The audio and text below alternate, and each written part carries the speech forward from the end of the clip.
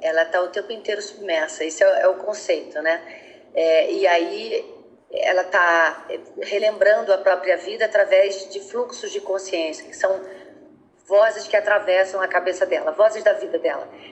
Ela contando a vida dela em retrospectiva, não necessariamente em ordem cronológica, porque ela é atravessada por essas lembranças, e outras vozes da vida dela ajudam a contar. E isso faz com que eu interprete outros personagens também, além da Virgínia, né? Então, quando entra a fala da mãe, é a mãe que se personifica ali em cena. E é tudo num fluxo, porque eu não poderia fazer cada personagem de uma forma muito marcada, certinha, caricata que fosse, porque a escrita da Virginia Woolf ela é muito moderna.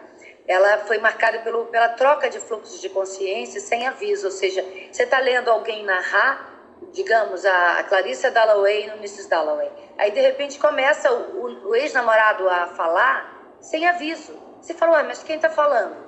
Então, essa é a grande marca, a grande modernidade, inovação que ela fez na literatura, que é trocar o narrador sem aviso. E eu faço isso com os personagens que eu interpreto em cena também.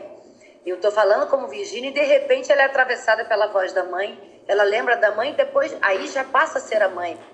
Então, e é sutil de uma voz para outra, como na literatura dela.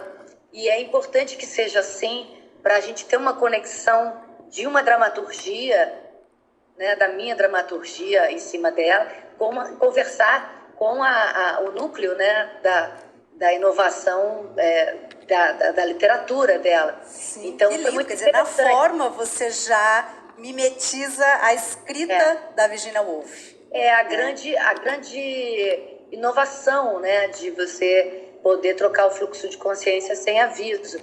E trocar os personagens sem aviso também se tornou imperativo assim, na peça. E ela se matou, porque é importante dizer que ela tinha um distúrbio emocional, psiquiátrico, que até falo sobre isso na peça, assim, que essa linha tênue entre sanidade e loucura, né, o que é ser normal, né, isso muda, esse conceito de louco e de normal muda de tempos em tempos, né, depende da época que você está vivendo, depende da cultura que você está vivendo, que você existe ali, o país, né? As coisas podem ser loucas aqui, não serem tão loucas em outro lugar, né? E você, até que ponto ser louco é ter excesso de lucidez? Isso é uma questão que eu coloco na peça também, né? A Virginia tinha uma hipersensibilidade, uma hiperreflexão sobre tudo, sobre a existência, e ela colocava isso na literatura, que foi a grande diferença que ela fez como grande escritora, e ao mesmo tempo ela porventura poderia ser taxada de louca, de desequilibrada, exatamente por ter uma sensibilidade diferente. Mas ela era atormentada mesmo por vozes, né? Era atormentada por vozes, por isso também se matou, um dos motivos. Então fazia todo sentido que essas vozes também contassem a vida dela naquele último instante de consciência embaixo d'água. Uau! Nossa, quantas camadas